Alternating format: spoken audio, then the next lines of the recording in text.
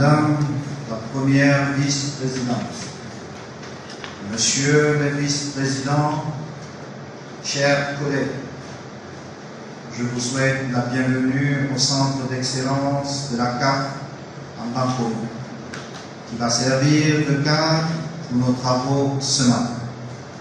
Permettez-moi de commencer, en notre nom, à toutes et à tous, de m'incliner devant la mémoire de nos illustres disparus. Président Issa Hayatou, sans lui, ce cas n'existerait pas.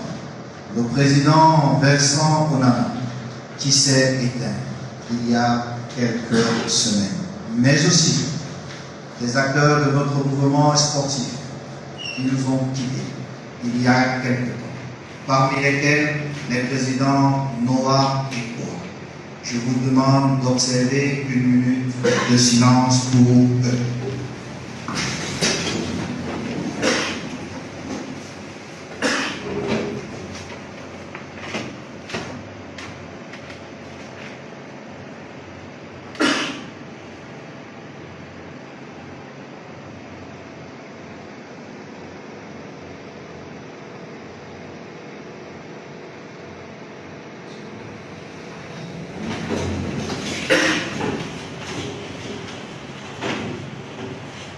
Chers collègues, nous avons vécu une année 2024 difficile, principalement dans le cadre de ce que les commentateurs ont qualifié de crise Mitsep-Pekafut.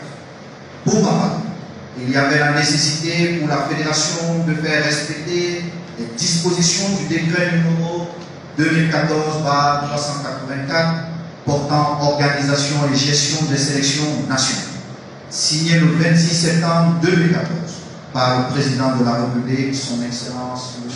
Paul Biya. Je ne vais pas revenir sur le détail de ce qui s'est passé, parce que nous avons ensemble et en tout temps discuté du bien fondé des décisions à prendre. Au stade où nous sommes rendus, je ne peux que formuler le vœu que cette accalmie soit le prélude d'un retour à la raison. Les enseignements doivent notamment être tirés de cette période trouble, et c'est le lieu pour moi de déplorer que certains d'entre nous n'ont pas fait preuve de solidarité.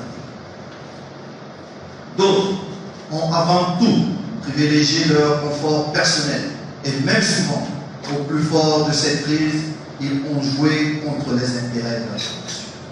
C'est aussi le lieu pour moi de dire à mon père, professeur Moumondor, un grand merci devant vous tous. Cher père, tu as tenu pour faire respecter le temps. Merci pour tous les coups que tu as pris pour nous tous. Qu'on se le dise clairement. Merci. Qu'on se le dise clairement. Le projet qui nous a porté à la tête de cette fédération n'est pas seulement le mien, mais celui de tous ici présents.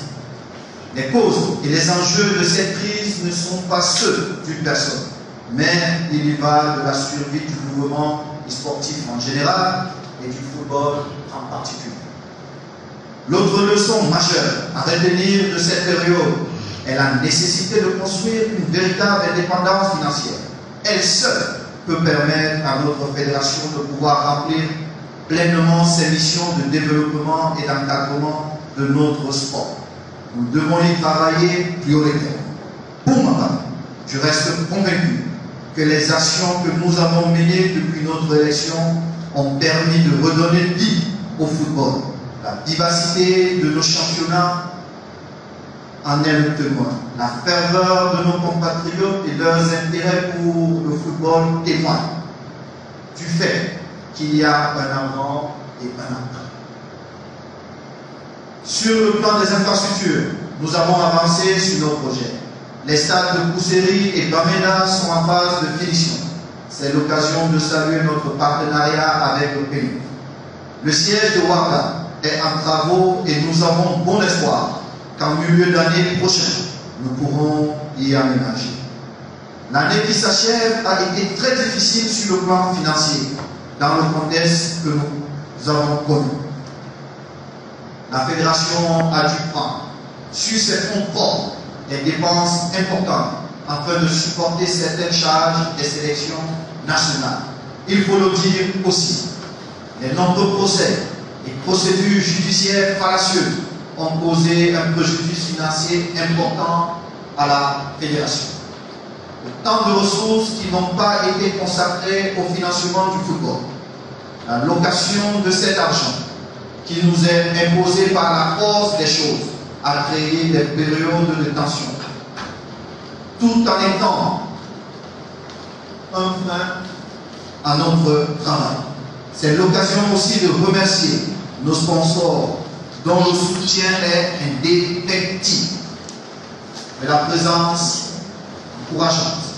Eux qui, dans leur ensemble, nous ont renouvelé leur confiance en reconduisant leur contrat malgré d'incessantes pressions malveillantes.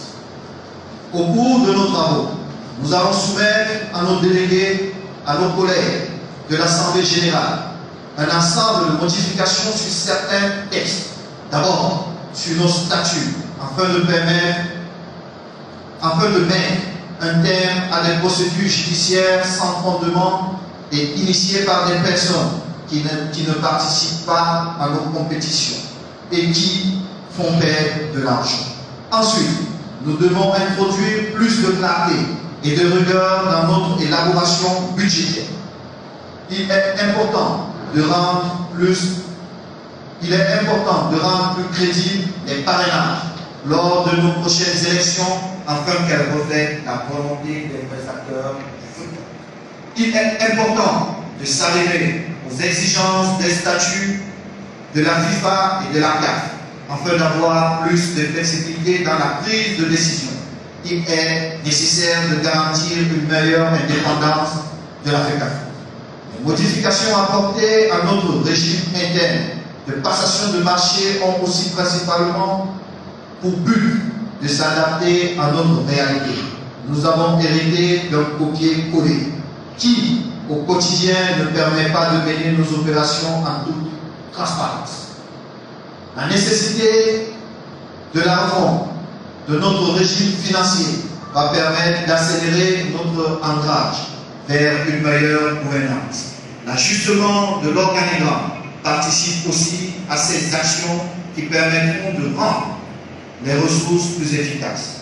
Au vu de tout ce qui précède, il est essentiel de réaffirmer notre objectif, qui demeure inchangé depuis ma prise de fonction à la tête de cette fédération.